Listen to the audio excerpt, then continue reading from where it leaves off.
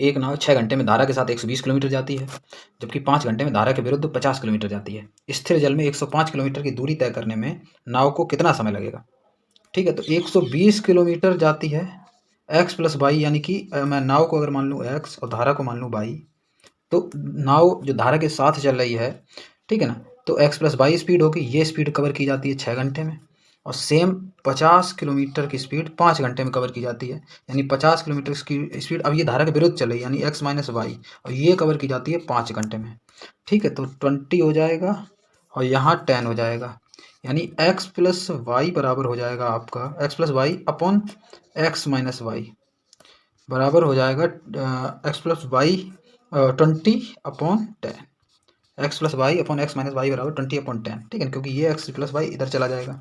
ठीक है, तो एक्स प्लस वाई बराबर 20, तो x plus y upon x minus, यहाँ हम लोग लगाते हैं वो डिविडेंड कंपोनेंट डिविडेंड रूल। ठीक है ना, यानी कि x plus y x minus y अगर ये होती तो इसका कंपोनेंट डिविडेंड ऐसे हो जाएगा कि एक्स अपॉन वाई बराबर ये 20+10 यानी कि 30/20 - 10 यानी कि 10, यानी एक्स आपका आ गया 3 और वाई आ गया 1, यानी धारा की चाल और नाव की चाल और धारा की चाल का रेशियो है, तो आपका 3:1। अब स्थिर जल में 105 किलोमीटर की दूरी, एक स्थिर जल, पहले तो हम चाल निकाल, अभी रेशियो आया है, हम चाल निकाल लेते हैं, हम किसी में भी रख लेते हैं, जैसे हम मान लो 120/x+y = 6 वाले में रख देते हैं कि 120/x+y यानी कि 3 + 1 4। ठीक है ना, 3 + 1 4।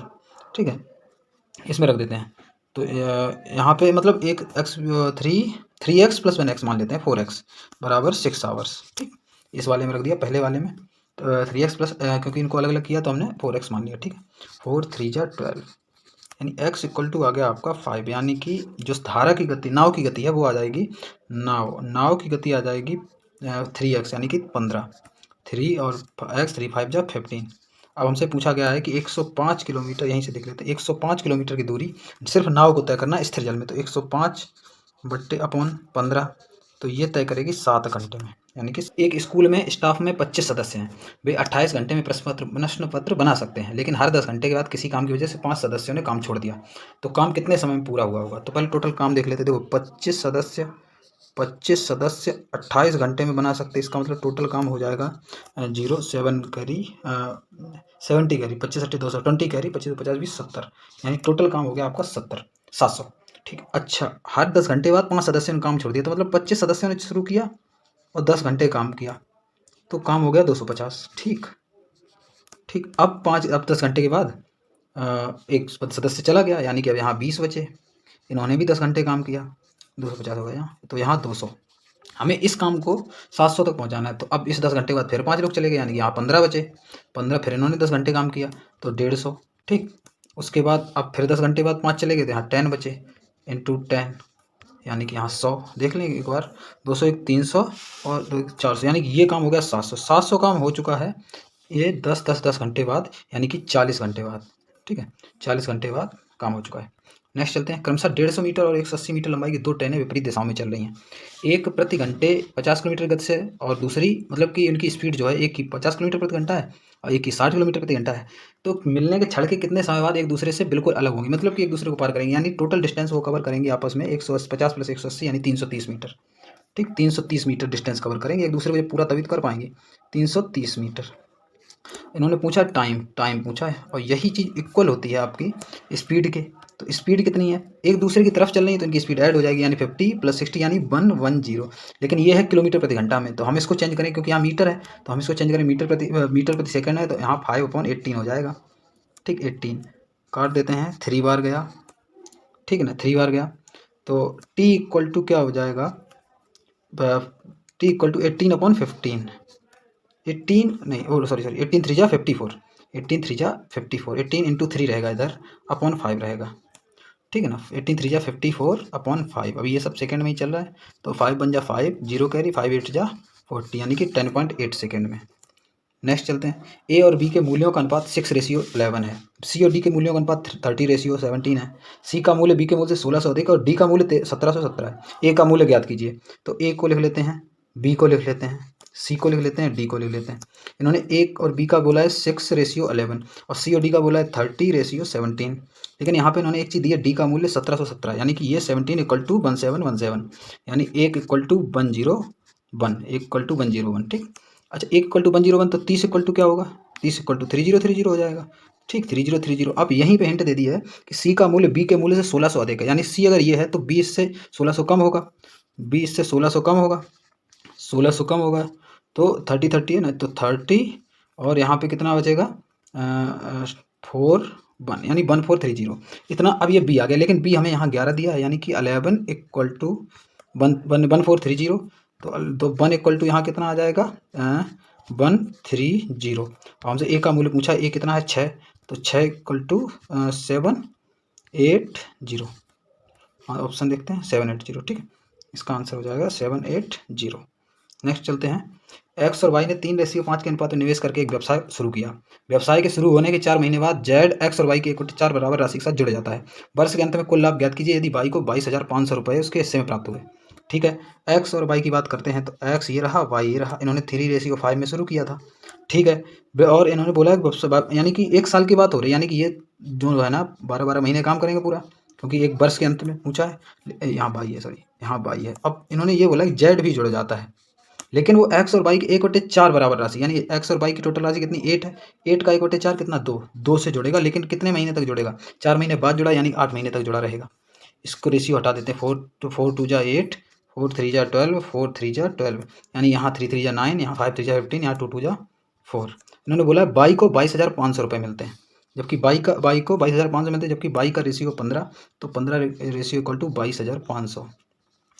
ठीक है, तो अब पूछना है और इसके कुल लाभ पूछा गया, यानी कि 9 4 13, यानी कि 15 = 22,500। अब पूछा है 9 + 15 + 4, यानी कि कुल लाभ 15 9 24 4 28 पूछा है। ठीक 28 पूछा, तो ये एक बराबर हो जाएगा आपका 1500। तो 28 = कितना हो जाएगा, 28 = 1500 इंटू 28। ठीक, तो यहाँ पे आंसर आएगा 0 0 15 8 15 8 जा 120। ठीक 120 0 12 15 दूनी 312 42,000। टोटल लाभ कितना होगा 42,000 रुपये। ठीक है, ये एक चुनाव में एक्स को कुल वोटों के 30% वोट मिले, वाई को कुल वोटों के 25% वोट मिले, जेड को शेष वोट मिले, उसे एक्स से 9600 अधिक वोट मिले, तो वाई को मिले वोटों की संख्या ज्ञात कीजिए।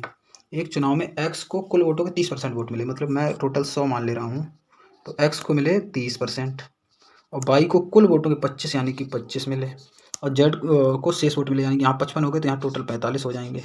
ठीक है, अब उसे जेड को एक्स से 9600 अधिक वोट मिले, यानी कि यहाँ 15 है, 15 का गैप हो रहा है, जबकि उन्होंने बोला है 9600 अधिक मिले। ठीक है, 9600 अधिक मिले हैं, तो किसका पूछा, वाई को मिले वोटों की संख्या, यानी 25 पूछा गया है। तो 15 6 जा 90 और 15 4 जा 60 0, ये एक के एक को ला गया, और 25 पूछा है, तो 25 0, 25 को 100 10 करी, 25 का 150 10 150 और 10 160। अर्धगोले का आयतन ज्ञात कीजिए जिसका व्यास 21 सेंटीमीटर है। तो अर्धगोले का आयतन ज्ञात करते हैं जिसका व्यास 21 सेंटीमीटर है। ठीक है, तो अर्धगोले का आयतन व्यास 21 है, तो इसकी रेडियस 21/3 21/2 हो जाएगी। ठीक है, अर्धगोले का आयतन जो है ज्ञात करना है। अर्धगोले का आयतन होता है 2/3 πr3, 2/3 पाई यानी कि 22/7, r³ यानी कि 21/2 इंटू 21/2 इंटू 21/2।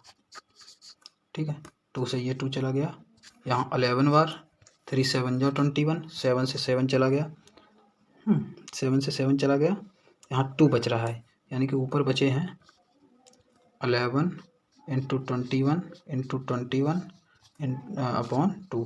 21 इंटू 21 होता है 441, 11 इंटू 441 अपॉन 2।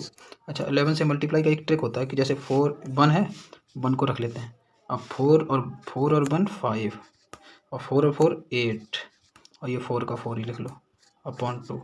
2 2 जा 4, 2 4 जा 8, 2 4 2 जा 4, 2 5 जा 10, 1 2 5 जा 10, 2 4 2 5.5, 2 4 2 5.5, यानी इसका ये आंसर हो जाएगा। तो शगुन की औसत आयु 29 वर्ष है। अजय और आदित्य ने शगुन की जगह ली जिसकी उम्र 21 वर्ष है। पहले रुबीना और शगुन की बात करते हैं। रुबीना और शगुन की बात करते हैं। रुबीना प्लस शगुन, इनकी औसत आयु 29 वर्ष है, तो टोटल आयु 58 वर्ष हो जाएगी। ठीक, अक्षय और आदित्य ने शगुन ली जिनकी उम्र 21 हो, जिसकी अक्षय और आदित्य ने सगुन की जगह ली जिसकी उम्र 21 वर्ष है, यानी सगुन अगर 21 की है, सगुन अगर 21 की है तो रुबीना कितने हो जाएगी, 817 37 की।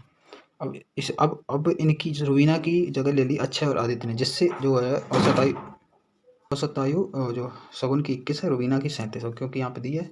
अक्षय और आदित्य ने क्या किया, इस सगुन की जगह ले ली, इसकी उम्र 21 वर्ष है। अच्छा, तो औसत आयु 1 वर्ष बढ़ गई, मतलब कि इसकी जगह ले ली है। औसत आयु 1 वर्ष बढ़ गई, इसका मतलब औसत आयु 30 वर्ष हो गई, 30 वर्ष हो गई, ठीक, 30 वर्ष हो गई। और 30 वर्ष हो गई है, यानी 30 30 30 तीनों में बांटी जाएगी, 30 30 और 30 रुबीना और अक्षय और अदिति, और अदिति AD कर देता हूँ, अदिति, अक्षय और अदिति। तो जबकि रुबीना की सीधी सी बात यहाँ पे 37 है, तो 7 माइनस हो जाएगी, 37 7 माइनस हो जाएगी, 7 इन दोनों को मिलेगी, तो 30 30 60 और 7 67, 30 30 60 और इसकी वाली जो 7 है ना, वो इनसे सॉरी 30 30 60, 60 में से 7 माइनस हो जाएगी, तो बचेगी आपकी 60 में से 7 माइनस हो जाएगी 53। अब इनकी औसत आयु पूछी है तो 2 2 जा 4, 2 6 जा 12, 2 5 जा 10, 26.5 वर्ष। दो संख्याओं का योग क्रमशः 69 है और उनके HCF और LCM क्रमशः 3 और 378 है। संख्याओं का अंतर ज्ञात कीजिए। दो संख्या में मान ले रहा हूँ A प्लस B, इनका योग 69 है, ठीक है। और HCF इनका इन्होंने दे दिया है, जो HCF है, HCF दे दिया है आपका 3। तो पहली बात तो जो नंबर्स होते हैं उनमें HCF पहले से ही, क्योंकि उनमें से जब कॉमन होगा तभी तो HCF मिलेगा, लेकिन मैं यहाँ से HCF हटा ही देता हूँ, यानी A प्लस B सिर्फ को प्राइम नंबर बचेंगे अगर मैं दोनों से 3 कॉमन लेके ये रखूँगा। अब HCF सिर्फ, अब ये जो A और B है इनमें से कुछ भी कॉमन नहीं मिलेगा। और LCM यहाँ दे दिया है इन्होंने, LCM यहाँ दे दिया है इन्होंने 378। अब यहाँ से भी मैं HCF को हटा ही देता हूँ, ठीक है। 3 1 जा 3, 3 2 जा 6, 3 6 जा 18। अब जो 126 है वो ऐसे नंबर का मल्टीप्लाई आएगा जो कोप्राइम होंगे और साथ में इन दोनों का सम 23 हो और उन दोनों का मल्टीप्लाई 126 हो। तो देखते हैं 12 से शुरू करते हैं। 12 और 11 132 नहीं, 12 और 11 नहीं हो गए, 13 और 10 130, 14 और 9 14 में 126, ठीक है। तो यही आपके नंबर्स हो जाएंगे को प्राइम। इनमें अगर हम 3 3 का मल्टीप्लाई करेंगे तब ये नंबर आपके A प्लस B आ जाएंगे, ठीक है। 14 3 42, 9 3 27 है, 42 और 27 69 बनेंगे। अब इनका अंतर पूछा है तो 14 माइनस 9 5 इंटू 3, यानी कि 14 माइनस 9 5 मल्टीप्लाई 3, यानी इसका आंसर होगा 15।